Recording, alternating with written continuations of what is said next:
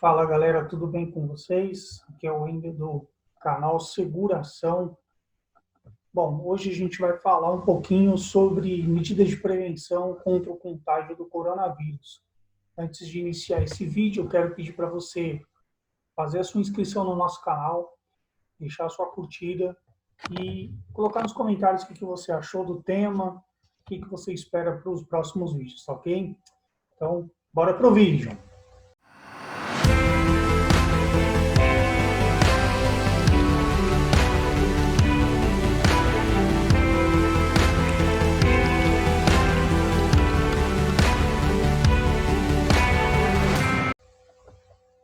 Bom, galera, é o seguinte.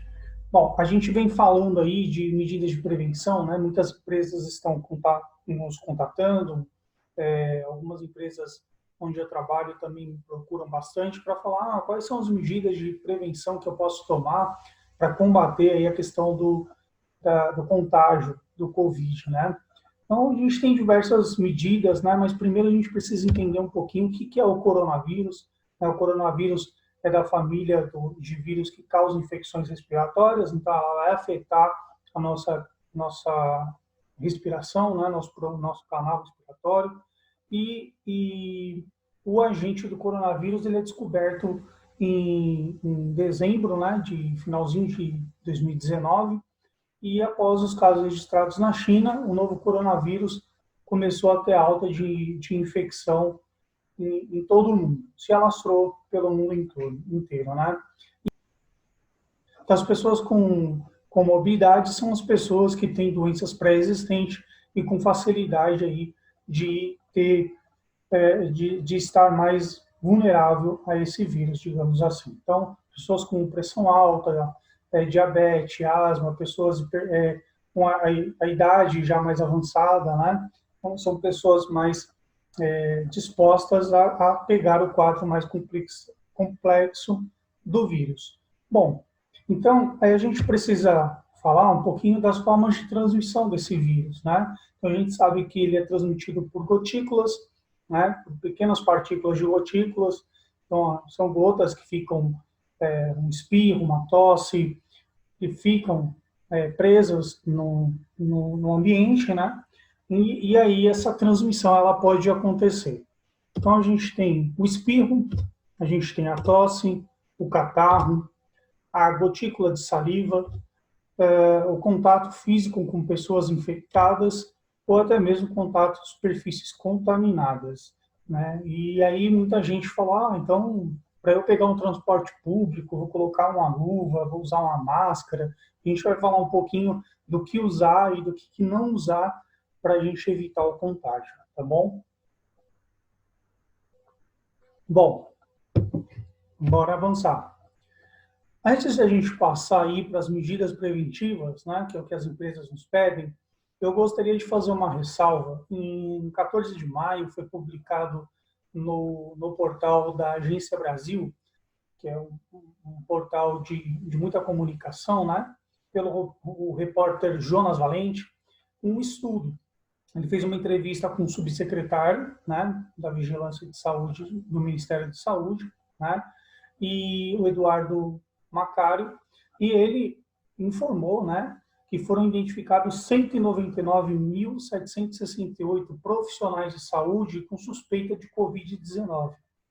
Então, é um número muito alto de número de suspeitos, né?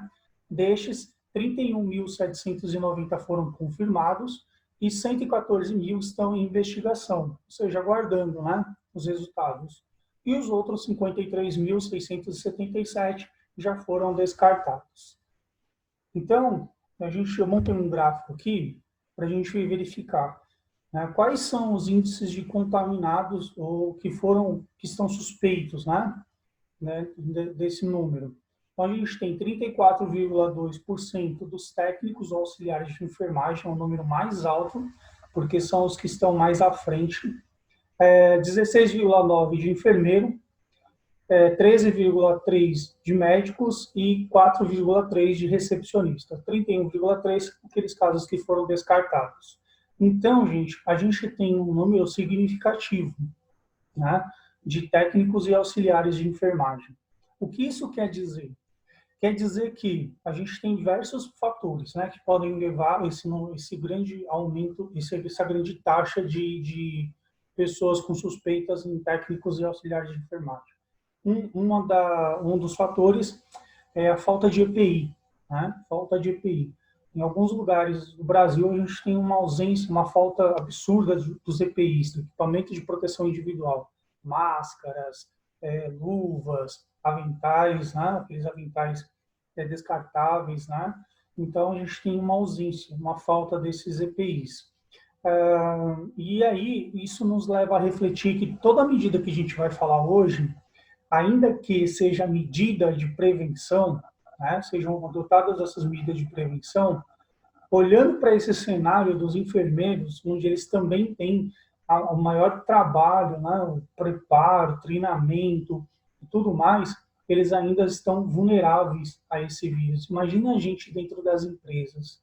Né? Então, a gente tem que olhar esse gráfico aqui, né, 14 de maio, e pensar, né? Então, se eu tenho esse número, esse índice alto de contágio na parte da enfermagem, né, dos técnicos e auxiliares, isso corresponde que não quer dizer que eu mesmo adotando as medidas de prevenção, eu não terei o número de contágio na minha empresa. Né? Então, a medida de prevenção maior hoje, a gente fala que é o isolamento social, né? O distanciamento social, perdão. Porque do isolamento para o distanciamento existem diferenças, né? Então, a gente sabe que quem está isolado são pessoas que estão suspeitas de estar com o vírus. E quem faz o distanciamento são as pessoas que não apresentaram os sintomas. Então, tem que fazer esse distanciamento. Bom, vamos partir para as medidas, então, sugeridas, né? E aí a gente vai falando depois, no finalzinho, as referências que eu peguei aqui para trazer essas sugestões, tá bom? Então, as medidas gerais de prevenção para as empresas, a primeira delas é intercalar os postos de trabalho, né? Então, as mesas, elas têm que ser intercaladas, onde eu tenho uma mesa, do outro lado eu não posso ter, na frente também eu evito de ter, né? A não sei que você tenha uma separação de acrílico, aí você pode ter uma mesa à frente, né? A gente vai falar dessa proteção também. Então, intercalar os postos de trabalho, dar uma distância dos postos de trabalho segura, de 1,5 m a 2 metros, né, entre uma pessoa e outra, para a gente evitar esse tipo de contágio. Também outra coisa muito interessante é realizar a limpeza e a manutenção esporadicamente durante a jornada de trabalho. Então, antes de eu iniciar as atividades, a empresa abre às 8h. Então, às 7h30, a equipe de limpeza já faz aquela limpeza de rotina, né? Passa pano, passa álcool em gel, limpa os mobiliários, limpa as maçanetas, né? Faz toda aquela parte de higienização. E aí, o ideal na manutenção, durante o dia, é uma sugestão, tá? Que o pessoal da limpeza utilize, faça aí o controle. Pegue uma planilha, né? E coloque lá o horário que ele está fazendo aquela manutenção esporádica. Então, de a cada 1 hora, a cada 30 minutos, ou a cada 1 hora, acho que é o suficiente, ele vai lá, o pessoal da equipe vai, passa pano no chão, novamente, né? Faz tudo de novo. Pano nas maçanetas, pano no mobiliário, né? Sempre com álcool ou algo mais parecido, né? Desinfectoso. Evita usar cândida pura, né? Dilui na água, faz uma diluição, utiliza a cândida para fazer a limpeza dos banheiros, faz a reposição do sabão, reposição do álcool. E lembrar que o pessoal do profissional da manutenção e limpeza deve atender os mesmos requisitos que os funcionários normais. Então, utilização das máscaras, utilização de luvas, né? Aqui nesse caso eles vão utilizar luvas, então tem que ter um treinamento para a utilização dessas luvas, a luva nitrílica por conta dos agentes químicos, mas também por conta dos agentes biológicos, né? Então fazer a higienização e limpeza dessas luvas de forma correta, de preferência a empresa oferecer treinamento, a gente vai falar de treinamento de EPI, então oferecer o treinamento desses EPIs, utilizar o calçado impermeável, se for fazer lavagem, utilizar o avental impermeável. Então, a empresa tem que tomar cuidado com o pessoal da limpeza também, né? Senão fica pensando em proteger a empresa e esquece do pessoal da limpeza. Registro de treinamentos e orientações do uso, higienização e conservação correta dos EPIs, que está conserva, mas é conservação correta dos EPIs. Então, eu preciso dar ao funcionário não só a máscara, né? Se eu estou dando a máscara, eu tenho que fazer com que ele tenha um treinamento de como colocar essa máscara, como que eu retiro essa máscara, como que eu higienizo essa máscara, qual é a melhor forma de conservação dessa máscara, né? Eu preciso dar esse treinamento, né? E aí o treinamento pode ser um supervisor faz um treinamento com uma pessoa mais especializada e transmite, mas o importante é fazer o registro. Todos os funcionários que fizeram o treinamento tem que ter ali um registro. Mesma coisa que a gente falou da limpeza, que faz o registro da manutenção do banheiro. Gente, tudo isso é medida de controle que você consegue provar depois que você adotou e que você executou isso, tá? Então, a sua empresa fica respaldada caso venha uma fiscalização, tá? Outra coisa importante é a implantação de EPCs. Tá vendo aqui a barreira de acrílico? A gente falou um pouco ali atrás, em postos de trabalho. Então, se o posto de trabalho permite que você coloque uma barreira de acrílico para isolar o seu colaborador, uma pessoa da outra, você pode fazer, né? Então, mesma coisa nos postos de atendimento. Se você tem um posto de atendimento, você coloca aquela barreira de acrílico para evitar o contágio, o contato de uma pessoa com a outra assim, direto, né? Então, a pessoa que está ali do outro lado, ela pode espirrar, ela pode tossir e pode contaminar. Por mais que esteja usando a máscara, ambos estejam usando a máscara, ainda assim, como a gente está trabalhando com partículas, gotículas, você pode transmitir o vírus. Então, é essencial, em postos de atendimento, postos de trabalho, você ter essa proteção, esse EPC. Ah, mas quando eu não consigo ter esse EPC, a gente já viu muito os hospitais, né, utilizando aqueles protetores faciais de acrílico. Então, eu posso adotar isso? Posso também, mas não deixar de utilizar a máscara. A máscara é imprescindível, né? Eu já ouvi gente me perguntando, eu posso dar um óculos de proteção para o funcionário? Pode, mas se você coloca um EPC, você evita de dar um EPI. Uma das medidas preventivas, quando a gente fala de medida preventiva, a gente pensa já na coletividade. Se você vai dar um óculos para um funcionário, que nem o exemplo aí, está usando óculos, ele tem um óculos de grau. Você vai ter que adequar esse óculos de proteção para um óculos de grau do seu funcionário. Então, eu não acho que vai ser viável você fazer esse gasto nesse momento, né? Ou você dá a viseira e a máscara, ou você coloca a máscara no funcionário e coloca o EPC, tá bom? Então, são duas medidas aí que você pode pensar. Lembrar de fazer o registro dos treinamentos e divulgação sobre a lavagem das mãos. Não adianta colocar lá o cartazinho no banheiro de como lavar as mãos e não fazer o treinamento. Então, faz o treinamento, além da divulgação lá no banheiro, você coloca lá passo a passo de lavagem das mãos, você dá o treinamento e registra que esse funcionário teve o treinamento, né? Mais uma vez, o registro, treinamento e orientação é sempre importante para a sua empresa. Disponibilização do álcool em gel em bancadas de trabalho e pontos de atendimento. Gente, eu vejo lá muitas empresas que têm muitos funcionários trabalhando no ambiente, principalmente escritório, né? Tem 2 álcool em gel em 2 pontos e todo mundo ali trabalhando nas suas mesas. Não vai adiantar. Você tem que ter um álcool em gel em cada ponto de trabalho, né? Para que os funcionários não tenham aquele contato direto com o álcool em gel, né? Com a base. De preferência, se você puder disponibilizar, que nem na imagem, um frasquinho pequeno individual, onde no final do dia eles vão repor, ou no outro dia eles repõem, né? É reposto esse álcool em gel, para que durante a jornada ele faça a limpeza das mãos.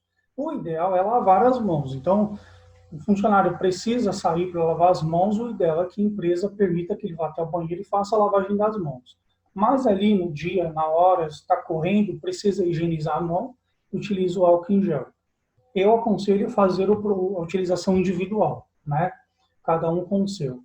E e sempre disponibilizar para os funcionários algum material, um pano com um pouco de álcool, né? Claro que você não vai deixar ali para espirrar nem nada disso, mas ter uma rotina de parar na metade do dia, fazer uma higienização do computador, da mesa, né, mesa de trabalho, fazer uma higienização do caixa, fazer uma higienização do ponto em que ele está trabalhando, né, da ilha dele, onde ele trabalha. Eu acho isso importante. E no final do dia também. Então, é sempre importante fazer isso. Então, a gente falou aí do distanciamento social. Então, a empresa ela tem que ter esse distanciamento social, né, manter uma distância segura de 2 metros e evitar tocar em outras pessoas, incluindo aperto de mãos, né? Outra coisa que é interessante no distanciamento social é fazer restrições de setores. Então, restringir o número de pessoas naquele setor. O pessoal de um departamento que é em outro, restringir de extrema necessidade. Senão, liga para a pessoa, faz um telefonema, restringe o número de pessoas naquele setor. Isso mantém o distanciamento social funcionando na sua empresa.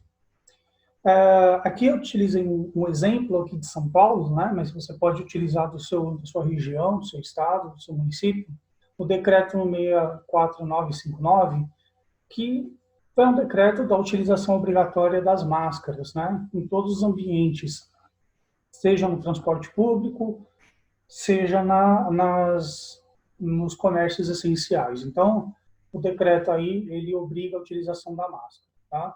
E quando eu utilizo a máscara, eu não posso deixar de cumprir, né, a lavagem das mãos, fazer a higienização das mãos, sempre fazer e manter o distanciamento social.